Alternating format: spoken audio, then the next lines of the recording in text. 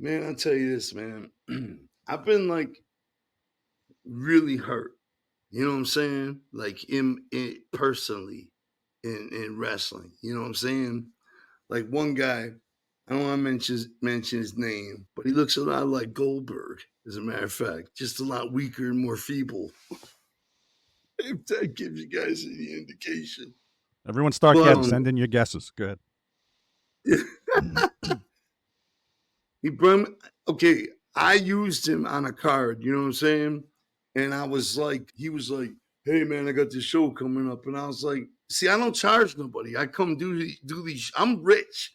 I don't have to. I don't charge independent wrestlers. I come out. Yeah, I come out and do these shows. If it looks like it's gonna be fun for me, I go do it. You know what I'm saying? And I'm not gonna ask them to fly me first class and shit. And I fly first class and my girl and all that shit. Maybe my boys, whatever. You get what I'm saying? So I told him, yeah, I'll come do that. That'll be fun. I said, I'll even bring Yabo and Rufo, the brothers of Funstruction, if you'll use them on your show. Those were our tag champs. So he's, yeah, that'll be the shit, whatever. So I go out there and I'm in the dressing room and I go out there and I manage the first guy. I manage Yabo and I come back and he's, hey man, here comes the meet and greet part. I'm like, what meet and greet part? You know what I mean? He's, oh, you said you do a meet and greet. You said you do a meet and greet, and I'm like, what the fuck?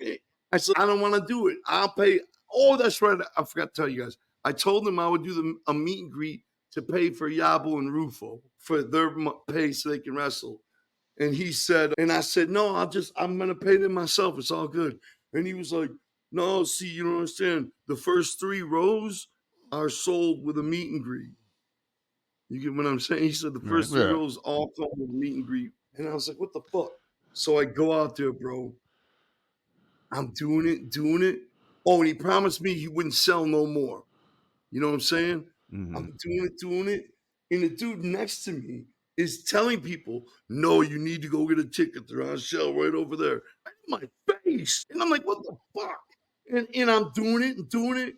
And I started having a panic attack. You know what I'm saying? I was out there for about an hour, and the whole fucking crowd was just waiting for me to finish so the show could continue.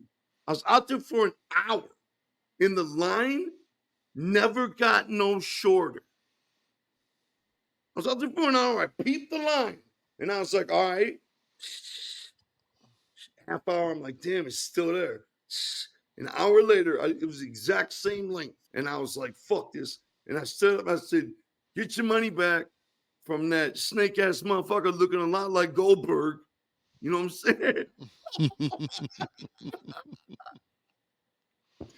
And I snatched my girlfriend and we left. You know what I'm saying? I was like, I'm out. Oh, and I called them and I said, man, all the money I just earned, because I know Arn Anderson, who also was on the show, he was signing autographs too, but he was gone long before me. You know what I'm saying? I'm still out there. And I'm like, all the money I just made you, give it to Yabo. You know what I'm saying? And then I called you, I told Fuckface that. And then I called Yabo and I said, there you go, man. You can have that money. It's yours. You know what I mean? He gave Yabo $200. Get out of here. Fuck. Yeah. There's the indie scene.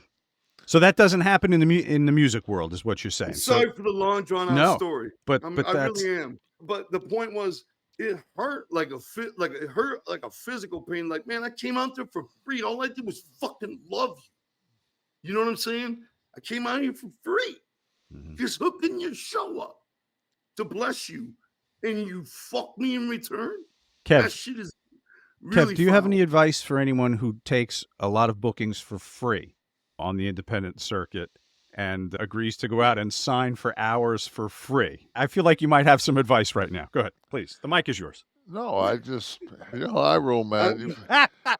Don't be a dumbass like me.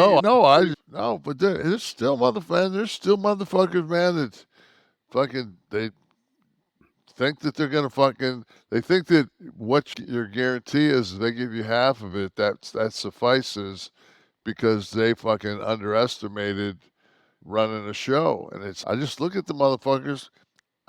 42-year-old me would beat the fuck out of him. 65-year-old me, I just say, you know what, man? You got more money than you can ever spend. You're the asshole for being out here anyway. I won't do it again. And I just tell that motherfucker, dude, lose my number. And I will never do it. If you're fucking stranded with no gas and I'm fucking gonna drive by you and you know it, don't even fucking text me. I'm still driving right by you. You fuck me, fuck you. Right. Yeah, man. I'm going to throw some names out from music and from I believe in wrestling. the finish too, by the way. What's that? Too. And I know that's your character flaw. You know what I mean? It is. All right, send me the hell. But it's something I was born with. I do believe in revenge. I think it's a Detroit thing. There's not a There lot you of go. things that my dad died when I was 8. There's not a lot of things that I remember him telling me, but one thing he told me when I was a very young little boy was, just remember, man, they can only kill you once. And if you live your life like that, then it's just like, you ain't gonna bitch down to somebody that pulls a fucking piece on you, nothing else. You just like, fuck it, man, you can only kill me once. I'm still here. That's right. I'm not afraid of death at all, man. I'm afraid of pain. I'm Yeah. afraid of pain. But I feel like I've already lived a life. The only reason I don't want to die is I don't want to upset my kids. I don't want to leave my Absolutely. kids. No. And Mhm. see that I painfully took that. My son passed, so that's out of my equation. So now it's just my only reason for living is because my wife spent 30 fucking years sitting at home raising my son, being a good wife and waiting for me so she could go do shit. And now it's time to do shit, and like we're getting ready to go on vacation, and I've been to Rome. I've been all the places we're going to the point where I could do a guided tour, but I'm going because she ain't been. But I'm not going like this fucking marks that go on vacation. I'll go to the places where the fucking, like when we went to Paris, we stayed out at the airport at the Hyatt because they had 3-bedroom suites. We took the fucking train in every day that the workers take into fucking Paris. All graffitied. We come in fucking the north side of fucking Paris, man. It was just like, my son and my wife were like, why are we doing this? I said, man, this is Paris. It This ain't is that how it really is. yeah, this ain't the Eiffel Tower and the Arc and fucking Champs-Élysées. That ain't fucking Paris, man. Go to the Yeah. Latin Quarter. Go hang out in the Latin Quarter. I will show you fucking Paris. I will show What it's you what really it's like to live there. Yeah, That's what I exactly. like to experience. I remember one time one of the first times I went to New York City, somebody said, get a town car and have them take you up Park Avenue and just head. And all of a sudden, man, you start going through Harlem and you see this diversity and this change. And you see it and you fucking live it in fucking 2 hours time. By the time you get back, you're just going to yourself like, because everybody else, what they do? Let's go to fucking Central Park. Oh, this is fucking New York. This is Manhattan. This is New York. No, motherfucker, that ain't New York. Come here. I'll show you New York. This is Under the before South this before fucking Bill Clinton decided he was going to put his fucking law office in Harlem.